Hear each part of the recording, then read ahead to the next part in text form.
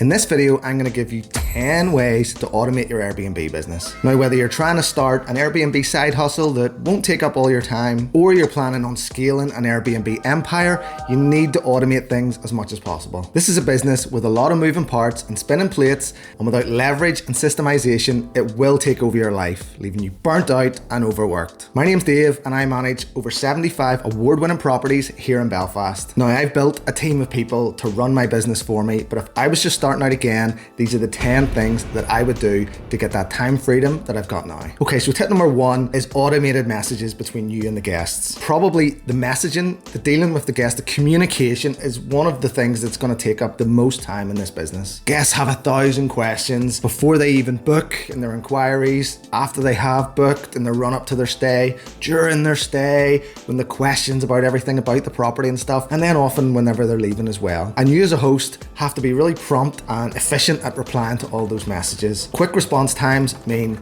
happy guests and better reviews. But when you get started, you're going to notice that so many of the questions you're hearing again and again and again. And when that happens, you know it's time to systemize that aspect. So there are multiple touch points throughout a guest journey that you're going to be able to systemize your messaging to provide answers to questions that the guests haven't even asked yet. So you can set up auto replies for whenever a guest books to send them all the information that they need. You can set up auto replies for when people ask about the check-in times, about where they can park their car, about do you allow pets. You can set up timed messages to go out that send out to guests after they've arrived, to just check in with them, make sure everything's okay, and if they have any questions. I know that's just encouraging more questions, but it is a good thing to do. You can send out automated messages the day before checkout to just remind guests about what the checkout time is. And then also once they've left, you can send an automated message to just politely ask them for a 5-star review. But honestly, the importance of prompt and efficient communication with guests cannot be overstated. If you have a guest inquiry that you don't respond to quick enough because you're too busy swamped in all the other day-to-day running crap messages from your other guests, the chances are you could miss out on that inquiry and that booking. So how do we set up these automated messages? Well, you can set up some of them on Airbnb's platform itself. You can use other tools like Breezeway or Smart B&B, and all of them are going to help you get your messages to the guests before they even know they have those questions. Going back and forth answering the same questions every day to different guests is a huge drain on your time, and by automating these messages, it saves you not only time but headspace to deal with the other aspects of the business that require your attention. Tip number 2 to automate your Airbnb business is doing self-check-in when guests arrive. Now, if you want those 5-star reviews, it is best practice to meet those guests, but that's another video. This video is about getting you more time back, and that is done by self-check-in. When I started out, I used to meet all the guests when they arrived, and I loved it. It's why I got so involved in this business and did so well at it, but it is a huge drain on your time. I lost count of the amount of times a guest told me they would be there at 9 o'clock, I would be at the property for 9, and by 12 o'clock or lunchtime, they still hadn't showed up, and I'd be messaging them, where are you? I was going to meet you at 9. And they said, oh, we just decided to do a bit of a sightseeing tour on the way, so we're going to get some lunch now, we'll be there in about an hour. So like, what a waste of my time to be sitting there. I'm trying to do the best thing, the best customer service, give these guests a really warm meet and greet, but in reality, they're on their holidays, they don't give a shit about me, they just want to do the stuff they're going to do, arrive at their Airbnb and just get checked in and do whatever they're going to do there. They don't really care about us as hosts, and that's fine. So by allowing guests to self-check-in either through smart locks or a key safe, it saves you so much time because you don't have to be at the property to wait for them. It also saves the time of the back and forth in messages or phone calls about when are you going to be here? Oh, I think we'll be here. How do you get in? Where do you... All this back and forth is just wasted, whereas if you just say to the guest, this is the address, this is the code to get in, you can contact them when they've arrived. So there's 3 main ways to automate your self-check-in. The first, most basic, is a lockbox that you attach to the wall or hide somewhere at the front of your property, and you put the key in it and you send the key safe code to the guests. And hopefully, if you're a good host, you're going to change that code between guests. This is not a perfect situation. Guests can find these hard to find if you've put them in a secure location. They can not understand how to open the thing, so you gotta provide more information than maybe a video of showing them how how to open the damn thing, but it does its purpose. It's a good option to systemize it. The second option is where you use like some sort of key exchange service. So there's lots of these all around the world where you can go to a shop or a cafe or somewhere and you can leave your keys behind the reception, behind the shop counter. A guest goes, provides a code, and then they get handed the keys. This is a good option as well. It's much more secure, but you have to deal with that premises is opening hours. So if a guest's arriving late at night and that place is closed up, you're in trouble. And then the third way to manage this is by installing electronic smart locks on your door. That way you can send the door lock code to the guests. It's all managed remotely on your phone. You can see when the door is being opened, when the code is being used. On checkout, you can automatically disable that code so that the guest will not be able to get back in and it generates a new one. By far the best practice, probably the most expensive as well. But here, throughout this whole list, you're gonna know if you wanna get time back, it's gonna cost money. And if you wanna save all that money, well, then you gotta pay it with your time. Time is money, friend. Tip number 3 is utilizing dynamic pricing tools. Now, before you say Airbnb does smart pricing, do not use Airbnb's smart pricing tool. It is useless. It deserves to go in the bin. Do not use it. But you do need to be using some form of algorithm to adjust your rates automatically. You cannot be spending hours, which is what you would need to spend, researching the market, adjusting your prices up and down, up in periods of high demand, down in gaps, adjusting your minimum stays. That is not a job that one human can do if they're also trying to manage the other aspects of this business. You need to leverage algorithms. This is the 21st century. There's algorithms that run the world. Skynet needs to get involved in your business to get you the best rates possible. Yes, you might think that you're really good at noticing gaps in your calendar and adjusting them down to get the best competitive price to get a booking, but how much money have you left on the table on those weekends that there was a big concert or a conference or something happening that you didn't get your rates up high enough? You might not even know. Using software like Beyond Pricing, Price Labs, or Wheelhouse means that you can not forget, but trust that there's an algorithm working to get you the best rates possible based on the market conditions, the demand and the supply on every date that you have available. Now, if you're interested in hearing more about these sort of higher level systems of how to level up, maximize the profit from your business, then watch this video. It's 16 ways to level up, to turbocharge your Airbnb business. Okay, so tip number 4 is the importance of automating your cleaning schedule. So while the first tip was about all the back and forth you're having to do with your guests,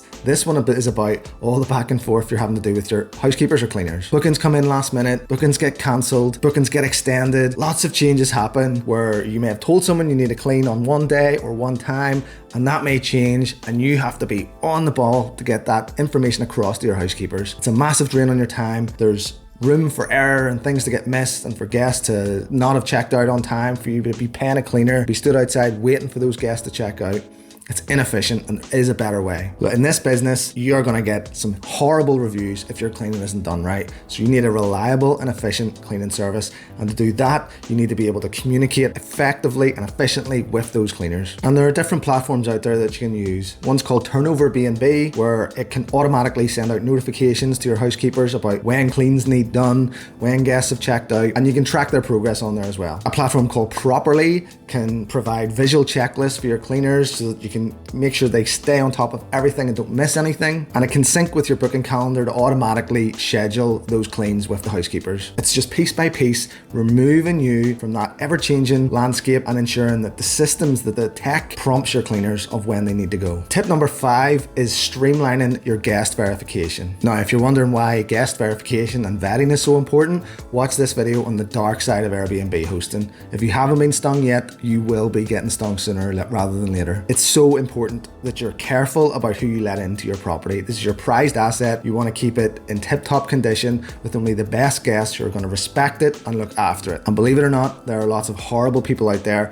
who just want to use your property for a party or worse. What? So it's so important that you vet all the guests that come and stay. Now, if you're on Airbnb's platform, yes, you can set up their inbuilt guest verification thing where you have to get photographic ID and you can set it up so you only accept bookings from people with past reviews. Yeah, that sort of works fine. Although, you know, sometimes people can get a bit desperate and accept bookings from people that don't have reviews. Or the other thing that can happen is people can just give out automatic 5-star reviews, even if someone hasn't been a good guest. So you don't really know who's coming in. Plus, if we are on other booking sites, which you absolutely should be, then there isn't really any guest guest verification on there. It's the Wild West. Anyone can book your property with a fake name, come and do whatever they want. So you got to vet these guests. And that can be time consuming. You've got to phone them or message them, ask them who they are, get them to send over ID, make sure they're over your certain age of minimum check-in, make sure they agree to your house rules. All this stuff can take time back and forth, and it's going to be especially frustrating for those nice guests, those families who are going to question, why do you need this?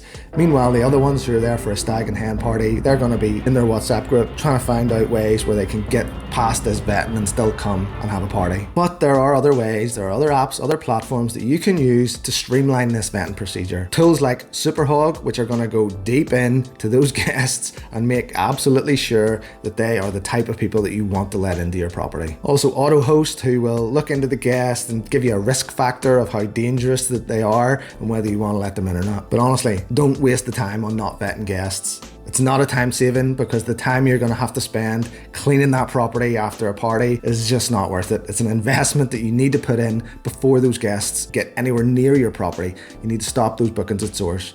And go off on a big tangent here. Watch that video on the dark side of Airbnb hosting and you're going to see exactly what I mean. Now, if you're enjoying this video, you've made it halfway through, please give it a thumbs up. Give it a wee click on that subscribe button. You're not going to miss any more of the videos that I'm posting out here. I'm about 4 months into this journey. I'm loving it. I'm loving the comments. I'm loving hearing where everyone's from. Let's go on the journey together. Tip number 6 is smart home devices. I may be homely, Buster, but I'm S-M-A-R-T smart.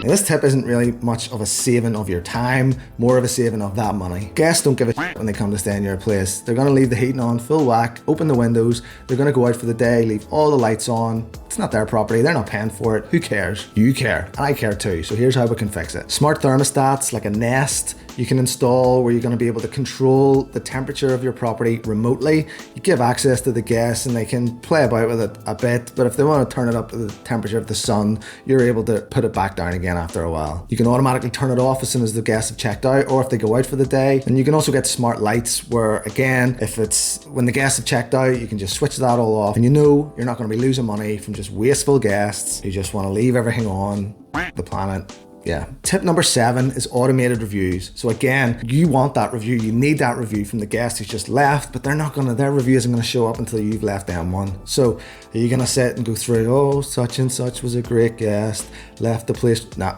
waste of time. At the bare minimum, you need to have templates that you can just copy and paste in there and get that review out there in like 2 seconds. But there are other platforms you can use like Smart B&B, where you can have pre-saved reviews based on the guest's behavior, whether you want to give them a thumbs up or a big thumbs down. You can just click and post it out instantly. And just a word on reviews. If someone is a guest, please do tell the world and the other Airbnb hosts out there that they were a guest. We're all in this together. You wouldn't like it if some guest arrived in your place and then you somehow found out that in the previous place they were in, they also trashed it, but that host gave them a 5-star review, which led you to then accept the booking. So be honest in reviews. This is how this platform is supposed to work. And like I touched on previously with the automated messages, make sure you have an automated message asking guests to leave you a review. It shouldn't happen too much on Airbnb, but on other booking sites, people often don't get prompted. They just don't have time to leave a review. So a template that seems like a personal email from you saying, look, I really hope you enjoyed your stay. Reviews are the lifeblood of this business. Please, if you could spend a couple of minutes just to leave us a 5 out of 5 or a 10 out of 10, it would really help us and we'd be really grateful. And we'll give you a discount if you come back and book direct. Then that would be great. Now, once you give them an incentive of potentially getting some money off a future stay, chances are you're going to get that good review. Tip number 8 is probably going to be the biggest time saver and system that you can implement, not only in terms of time, but also increased revenue and just general professionalism in your business. And that's by getting a channel manager. If you take on one system, one piece of tech that I've recommended in this entire video, please get a channel manager. I mean, it's a whole video in itself about why you need to get one. There's a whole chapter on it in my book, which you can get a link in down below, but the benefits are endless. For a start, it automatically gets you on every booking site in the world. You get your property in front of millions of more people than you would if you just relied on Airbnb. On top of that, even though you're on all those properties, it eliminates the chance of a double booking because your calendar is synced instantly and you have one home screen, one diary that you log into on the channel manager. Here you can set up all your automated messages. Here you can change all your rates automatically if you link it up to like the likes of Price Labs. Here you can upload new photos, which will automatically get pushed out to every booking site that you're on. You can manage payments, you can send your messages, you can do everything from a channel manager. It is the biggest time-saving thing that you can do in this business. There are lots of them out there. I personally really like Guesty. You can see a link to that down below, but it's just something that's gonna professionalize this whole business, automate so much, and just give you so much time back. So get a channel manager. And actually, if you are using one, leave me a comment, tell me which one you're using, whether you like it or not. It's gonna be beneficial to other people who are watching this video who aren't using one but think that they need to. They better know that they need to now. Tip number 9, I sort of touched on it in the first tip about the guest communication, but this is more specific around pre-arrival guest communication. So it's not just about where to park or what the lockbox or the smart lock code is. This is full on detail about what the guests can expect when they arrive. So we're talking proper documents here, like a house manual, guest manual, a what to do in the area guide, because believe it or not, guests will see you as the concierge, receptionist, butler, whatever you want to call it. Any questions they have, it's like they've never heard of Google or TripAdvisor ever before, and any question will come directly to you. And hey, you can understand it. Everyone wants a recommendation from a local. So if you can pre-package that in a document, a PDF that you can send to guests, the best restaurants, the best cafes, the best tourist attractions, how to get public transport, all those sorts of things, guests can read before they even arrive, get ideas, do their own research, and it's just saving so much time of someone messaging you at 5 o'clock saying, where should we go for dinner tonight? The house manuals are really key because these are going to save time once the guests are in house. You might think your property is very easy to use, but I'm willing to bet that some of you watching this video have put in a very fancy coffee machine, a very fancy sound system, a complicated hot tub, different things that you know how to use because you've used it a million times, but a guest coming from Belfast, from China, from Australia has no idea how to use. And if they don't, they're going to come to you with the questions. So if you have everything in a house manual that you've sent to the guests before they arrive, they're going to know, okay, here's the instructions of how to use this thing. I'm looking forward to using it, but it's nice to know how to. And a little hack on that as well, that if something's particularly difficult to explain in words, have a QR code or a link that someone can click,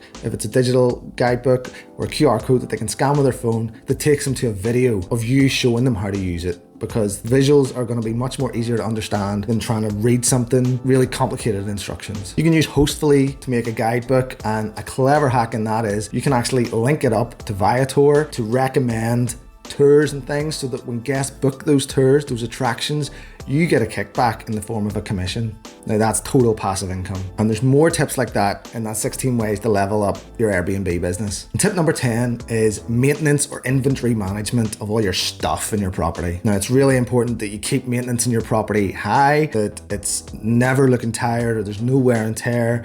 And you can do that through regular inspections and just checking up on things, checking the boiler, checking the radiators, checking the Wi-Fi, all this sort of stuff needs time spent on it. And your inventory is all the things that you need on a daily and weekly and monthly basis to have your property running smooth. Toiletries, cleaning supplies, toilet roll. You need to keep track of what you've got, what you need, and when you need to order more. So you can use systems like Properly, Breezeway, or You're Welcome to keep on top of this sort of stuff. This is the boring stuff that if you're anything like me, you're gonna put off because you're just not interested in doing it, but you know it needs done. So if you can automate it, get it off your plate, free your head up to deal with the more important things that you're good at, like delivering customer service, working on the business instead of in it, that is where your headspace should be. Now, if you've watched this video to the end, you're making moves, you're on the way, you're gonna be doing well in this business.